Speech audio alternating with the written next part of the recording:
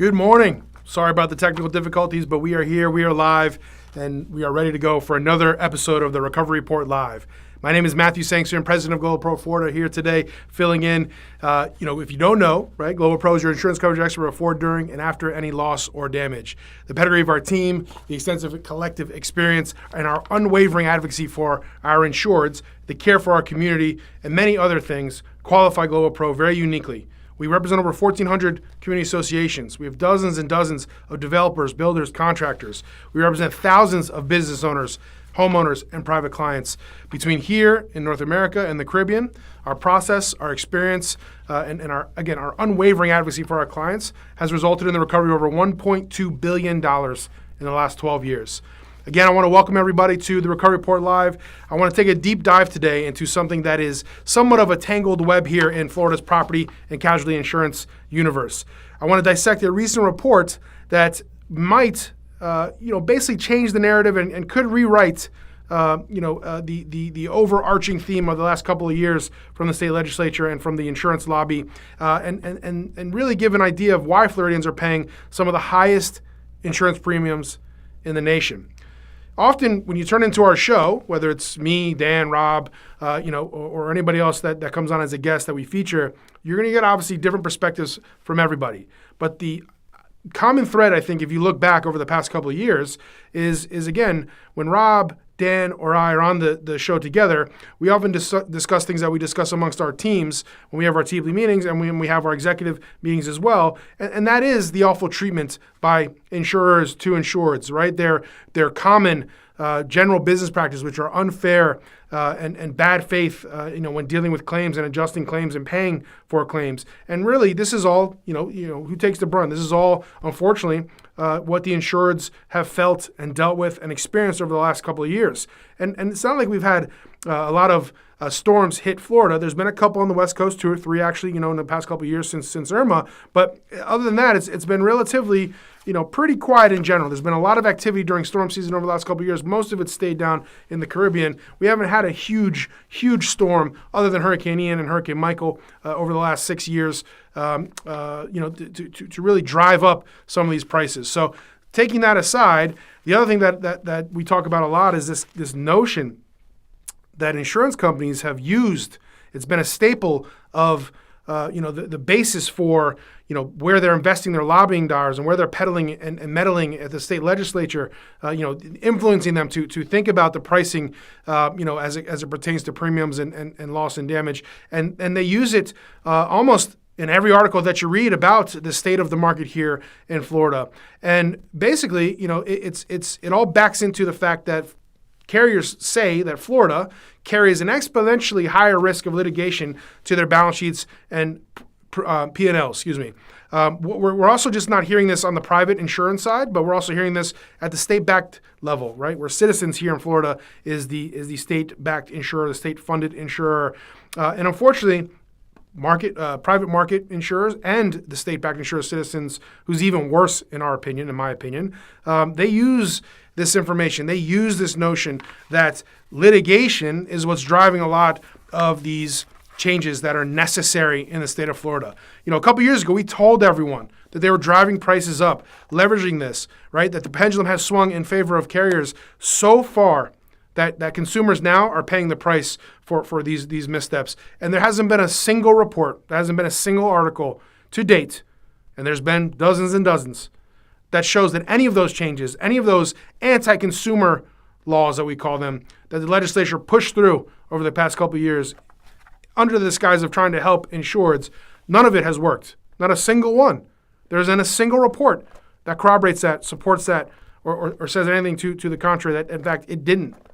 It didn't do anything, okay? So for years, insurance companies and lawmakers have been pointing fingers at lawsuits as the main and primary culprit, and a lot of that has driven these soaring costs up as well. So let's just focus on that for a second, because a new study has just been completed by a long-awaited study has just been completed by the state legislature, which actually was commissioned, I think, 2.5, almost 3 years ago. The insurance company said they were going to provide all this data supporting this, all this information. They were going to provide it to the state legislature, and that was going to drive the discussion and drive the reasons why. And they never did. They never did. We've been saying it. Go back through all of our episodes. We've been saying it for years. Years. It's never been done. They've never provided any supporting information. Now, the ironic thing here and the unfortunate thing here and the thing that's arguably, very, very upsetting, obviously, is that when you try to put a claim in and you want to prove your damages, you have to prove your damages with supporting documentation. You can't just make a claim to an insurance company and say, I have damage on my house. It's worth $50,000. You need to pay me $50,000. You need to prove your damage. You need to have supporting documentation. You need to show them how the damage occurred, how much, what the extent of the damage is, how much it's going to cost to repair it. And you need to do that very quickly to put it back on the insurer to defend themselves. Unfortunately, that's all they do is defend themselves. They don't want to pay any claims. So let's dig into this report a little bit here. This article, by the way, the link will be in the comments section. It's in the description section as well. It's from the Miami Herald, right? You can click on it and go take a look and read it yourself. This report analyzed almost 59,000 insurance claims. It's 58,600 some change here. The lawsuits that they analyzed were from 2022 forward. Okay, so we have several years here. The concentration that they found in the state of Florida, unfortunately, right, was in South Florida, right? Miami-Dade, Broward, Palm Beach, around here. The insurance companies used this as kind of a way to show that it was a red flag because of the concentration.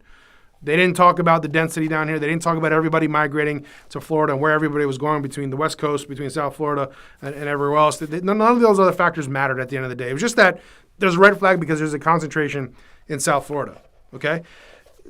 Moreover, I think what's interesting here is that these litigated claims, right, think about what I'm saying, were found to be over 6 times more expensive than claims that didn't end up in court. So just those 2 points drove the legislative changes that we see today. Just those 2 points. No supporting information, no supporting documentation, nothing else, right? And so on the face of it, if you think about that, yeah, that might create pause when someone's hearing that. Someone at the state legislature level, the governor, right? These people might sit there and say, wow, that's a little weird. What a coincidence or whatever. However they, logically form their decision-making. But unfortunately, right, when you dig into the information, the narrative gets destroyed. The narrative that was subsequently pushed by Governor DeSantis, by the state legislature, totally gets destroyed, right? They've been singing about these frivolous lawsuits, abusive lawsuits, right? They've been saying that it's the reason for the record losses and things like that, right? And that's why they have to drive up these eye-watering premiums, whatever you want to call them, as bad as it might be. But the data to defend them never, ever came. And so I want to go back to some of the percentages that I was talking about before to again, start with a proper perspective here, okay? So, again, 50,000, almost 59,000 cases that they analyzed from 2022 forward, right? The concentration that they always harp on is down here in South Florida, Miami-Dade, Broward, Palm Beach counties. And that's what they use, again, as the red flag, right? Saying, oh, it's potentially fraudulent or it's abusive, this and that, right? What they don't talk about is that, again, more of those litigated claims, right? 6 times more, right, are expensive more than normal claims that don't end up in court. There's a huge distinction there. We've said that over and over and over again. So when an insurer decides from a business decision that decides they're not going to pay a claim, they're going to defend it, of course there's costs. That's their decision. That's not the insured's fault. That's their decision. When a court tells them that they're wrong and they have to pay for the damage, and then they have to potentially pay for any attorney's fees and anything else that was incurred because the insured had to do that to get paid for their legally owed benefits at that point, meaning they had to do that to enforce their contract, the insurance company twists and misconstrues and misrepresents that whole entire situation and says that they're more expensive and they drive up premiums. If they would have paid those claims, it wouldn't have been 6 times more expensive. Very simple math here. Very simple math. I think that's the first part, okay? So when you dig into that a little bit further, let's take a step back and talk about the entire picture here, right? When you say 58,000, almost $59,000, 59,000 claims went to lawsuits from 2022 forward till today, and they were mostly in. But that's great. That's great, except for the fact that in Florida, 16 billion Floridians paid a premium. 16 billion. 8% of those ended up in litigation. Only 8%. The dollar amount that had to be paid, right, was only $580 million, just shy of $500 million. So 16 billion Floridians pay a premium, and only $500 million, about a little over almost $600 million, $500 million, was paid out because of insurance claims that ended up in litigation. Think about what I'm saying. Barely nothing. Barely nothing. It's not even 10%. It's not even 5%. Okay? So digging deeper, the report shows that some lawsuits are literally because of bad faith and unfair claims practices.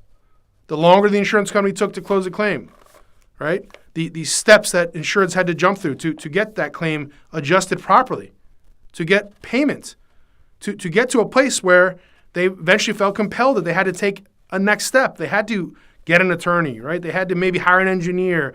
They had to actually extend themselves. They had to incur expenses that aren't necessarily ordinary for some of these claims, but they had to do that. They felt that they had to do that to have themselves heard and enforce their contract. The premium that they paid for a contract, that's the step that they had to take. So the longer insurance company took, the more hoops the insureds had to jump through, the more likely it was, obviously, that the policyholder would take them to court. So actually, right, this supports the claims that we've always made, right? This is a systemic issue within the industry, and it's driven by the carriers. It's not driven by the insurer. It's driven by the carriers here, right? It's impacting consumers. It's impacting policyholders, impacting insureds, and they're not getting what they signed up for. They're having to go further to enforce their contracts. And again, let's go back to the numbers. 16 million Floridians, only 8% of them ended up going to court. And when those trials have concluded so far, right, only $580 million of the 16 billion premiums that are paid out there ended up being paid out. I mean, not balanced at all. This doesn't make any sense according to the claims and the narrative that's been pushed by the insurance and their lobbyists, throughout the last 2.5, almost 3 years. So they've definitely taken advantage. We've said that several times. Go back to the episodes, between Dan and I and Rob. Go back, take a look. We've been saying this for years, right? Here's the one last kicker. To collect this data, right, which was supposed to be provided by the carriers to the state legislature, to collect this data, they had to enforce a bill. So the carriers weren't willingly, compiling, amalgamating this information and providing it to the state legislature. They actually had to put a bill into force and mandate, right, a detailed reporting by these carriers. They didn't want to do it. And some of them actually chose not to. Again, they made a business decision saying, we don't have to comply with this. We're running a business. We're gonna figure out how we're gonna do this moving forward, and we'll face the consequences on our decisions, obviously, right? And because they decided not to provide this information, right, they were fined. They were fined by the state legislature, by the state, right? When they didn't pay by the rules. So again, whether it's the state legislature saying we need this information to keep you honest, to make sure that you're doing the right things, to make sure that it is fair for consumers, for policyholders, you need to give it to us. They flatly refused. They just didn't answer them. They just didn't give them any information. And they were fined for that, right? And today, despite all of this, there is still crucial information that is missing, right? We're not even talking about the cases that have settled out of court. Carriers are using those claims where they settle before going to court, where they think they're going to lose, obviously, and they settle before going to court. That's going to be some of the hardest data to compile and to analyze, right? And so, again, we're going to see this continuation, in our opinion, that the carriers are going to take this information, misconstrue it, misrepresent it, and twist it to their benefit. Of course, they're going to pay lobbyists and spend all this money defending their business, right, their balance sheet and their P&L to get what they want. And over the past 3 or 4 years, we've been validated several times now, especially with this report coming out, where we've said the pendulum has swung way too far. The state legislature has taken this way too far and taken these anti-consumer amendments, changed the state laws here to benefit the insurance lobby and the insurance carriers, and it's terrible. Not a single report, to reiterate what I said before and reemphasize it, not a single report to date has provided any information saying that anything the state legislature has done in the past 3 years has changed, helped, or benefited insureds in any manner. Premiums continue to go up. I was asked the other day at a panel, what do I think about 2024? What do I think is going to happen with premiums? And I said, the let's take a step out from the noise. Let's take a step away from things like this, where insurers are using information that's beneficial to them, twisting it, misrepresenting it, and using it to get what they want. Let's talk about the real, actual issues and points that drive up premiums. The easiest thing to do is to take a look at your property. Take a look at whatever you've insured, right? And what's the value of whatever you've insured? Whether it's a home, it's a condo association and its building, it's a unit owner at a condo association, it's a homeowners association and their condo. Think about it. Everything is way more expensive today than it was last year, than it was the year before, than it was the year before that. We've had almost 4 years of 40-year highs in inflation. And despite what the media says to you today, inflation may have slowed month over month, but it's still growing at a very high rate.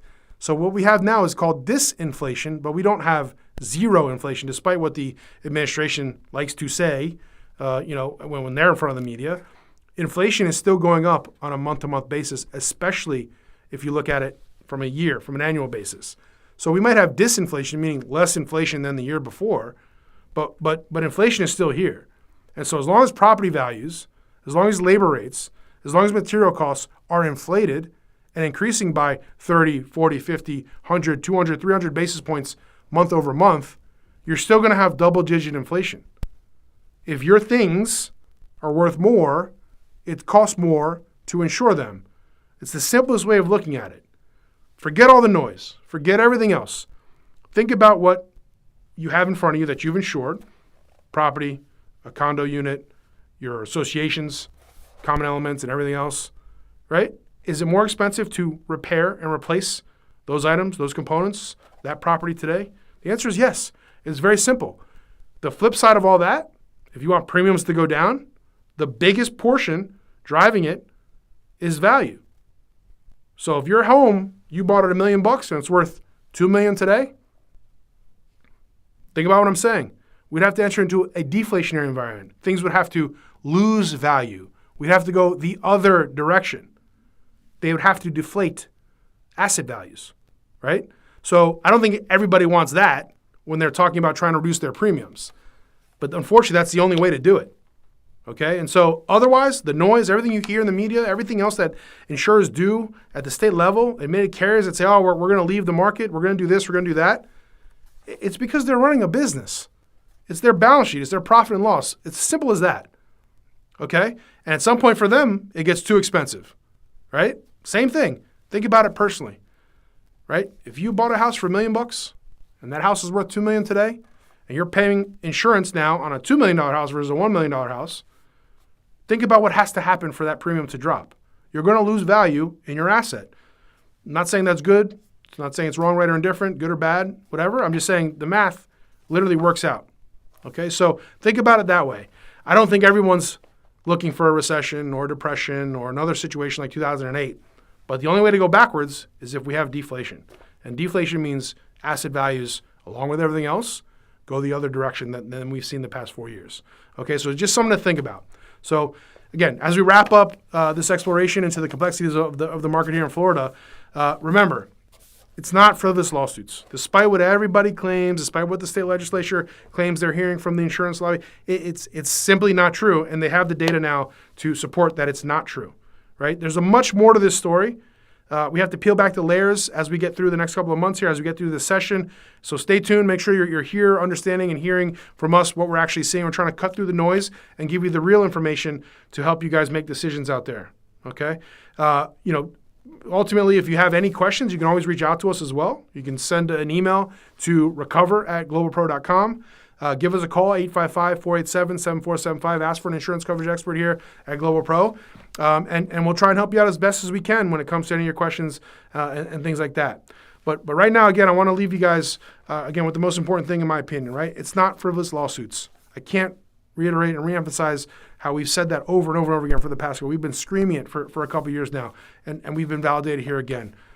So forget that. Think about the values of your assets. Think about the values of what you've insured. That's going to be the biggest driver of premium growth and again, premium deflation if it happens to go that way. Same thing with property taxes and things like that.